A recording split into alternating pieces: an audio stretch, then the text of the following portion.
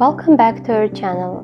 We're reading Pride and Prejudice by Jane Austen. In chapter 22, Mr. Collins surprised everyone by proposing to Charlotte Lucas, and she accepted his proposal. Let's see what happens next in chapter 23. Elizabeth was sitting with her mother and sisters, reflecting on what she had heard and doubting whether she was authorized to mention it, when Sir William Lucas himself appeared, sent by his daughter to announce her engagement to the family. With many compliments to them, and much self-gratulation on the prospect of a connection between the houses, he unfolded the matter to an audience not merely wondering, but incredulous, for Mrs. Bennet, with more perseverance than politeness, protested he must be entirely mistaken, and Lydia, always unguarded and always uncivil, boisterously exclaimed, "Good Lord, Sir William, how can you tell such a story? Do not you know that Mr. Collins wants to marry Lizzie?" Nothing less than the complacence of a courtier could have borne without anger such treatment, but Sir William's good breeding carried him through it all, and though he begged leave to be positive as to the truth of his information, he listened to all their impertinence with the most forbearing courtesy. Elizabeth, feeling it incumbent on her to relieve him from so unpleasant a situation, now put herself forward to confirm his account by mentioning her prior knowledge of it from Charlotte herself, and endeavoured to put a stop to the exclamations of her mother and sisters by the earnestness of her congratulations to Sir William, in which she was readily joined by Jane, and by making a variety of remarks on the happiness that might be expected from the match, the excellent character of Mr. Collins, and the convenient distance of Hansford from London. Mrs. Bennet was in fact too much overpowered to say a great deal while Sir William remained, but no sooner had he left them than her feelings found a rapid vent. In the first place, she persisted in disbelieving the whole of the matter. Secondly, she was very sure that Mr. Collins had been taken in. Thirdly, she trusted that they would never be happy together. And fourthly, that the match might be broken off. Two inferences, however, were plainly deduced from the whole. One, that Elizabeth was the real cause of the mischief, and the other that she herself had been barbarously misused by them all, and on these two points she principally dwelt during the rest of the day. Nothing could console and nothing could appease her, nor did that day wear out her resentment. A week elapsed before she could see Elizabeth without scolding her. A month passed away before she could speak to Sir William or Lady Lucas without being rude, and many months were gone before she could at all forgive their daughter. Mr. Bennet's emotions were much more tranquil on the occasion, and such as he did experience he pronounced to be of a most agreeable sort, for it gratified him, he said, to discover that Charlotte Lucas, whom he had been used to think tolerably sensible, was as foolish as his wife, and more foolish than his daughter. Jane confessed herself a little surprised at the match, but she said less of her astonishment than of her earnest desire for their happiness, nor could Elizabeth persuade her to consider it as improbable.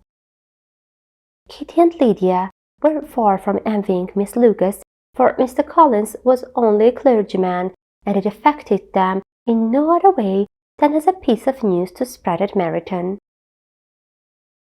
Lady Lucas could not be insensible of triumph on being able to retort on Mrs. Bennet the comfort of having a daughter well married, and she called at Longbourn rather oftener than usual to say how happy she was, though Mrs. Bennet's sour looks and ill-natured remarks might have been enough to drive happiness away.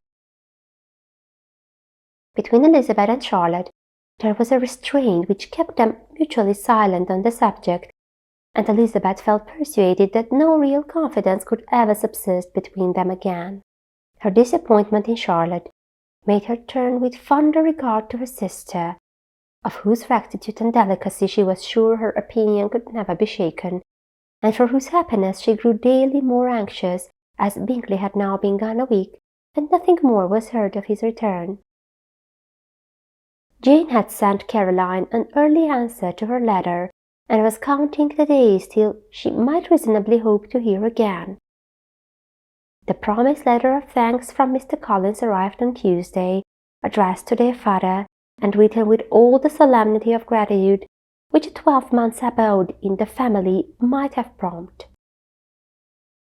After discharging his conscience on that head, he proceeded to inform them, with many rapturous expressions, of his happiness in having obtained the affection of their amiable neighbour, Miss Lucas, and then explained that it was merely with the view of enjoying her society that he had been so ready to close with their kind of wish seeing him again at Longbourn, whither he hoped to be able to return on Monday fortnight, for Lady Catherine, he added, so heartily approved his marriage that she wished it to take place as soon as possible, which he trusted would be an unanswerable argument with his amiable Charlotte to name an early day for making him the happiest of men.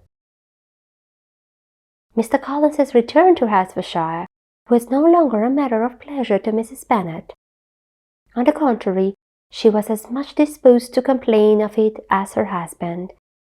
It was very strange that he should come to Longbourn instead of to Lucas Lodge.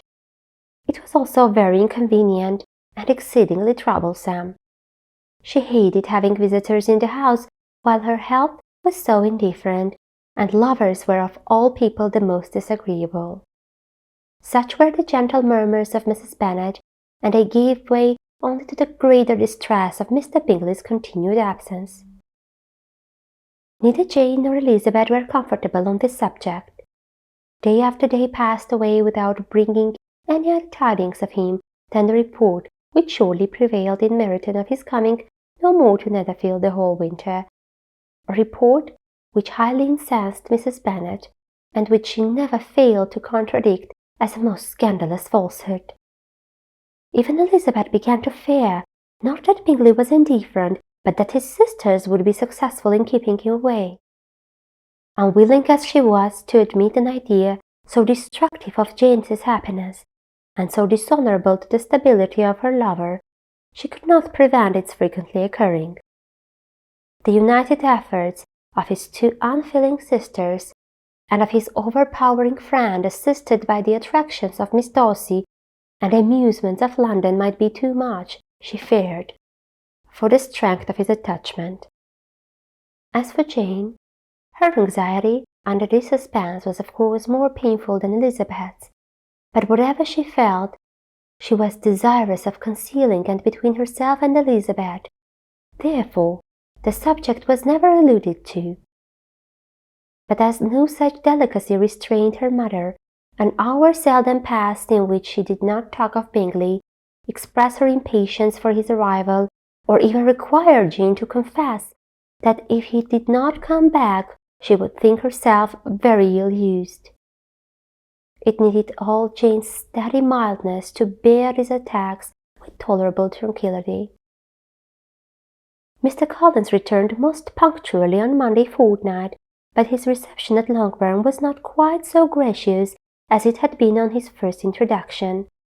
He was too happy, however, to need much attention, and luckily for the others, the business of love-making relieved them from a great deal of his company. The chief of every day was spent by him at Lucas Lodge, and he sometimes returned to Longbourn only in time to make an apology for his absence before the family went to bed. Mrs. Bennet was really in a most pitiable state. The very mention of anything concerning the match threw her into an agony of ill-humour, and wherever she went, she was sure of hearing it talked of. The sight of Miss Lucas was odious to her. As her successor in that house, she regarded her with jealous abhorrence. Whenever Charlotte came to see them, she concluded her to be anticipating the hour of possession, and whenever she spoke in a low voice to Mr. Collins, she convinced that they were talking of the Longbourn estate, resolving to turn herself and her daughters out of the house as soon as Mr. Bennet were dead. She complained bitterly of all this to her husband. "Indeed, Mr. Bennet," said she, "it is very hard to think that Charlotte Lucas should ever be the mistress of this house, that I should be forced to make way for her, and live to see her take her place in it. My dear, do not give way to such gloomy thoughts. Let us hope for better things.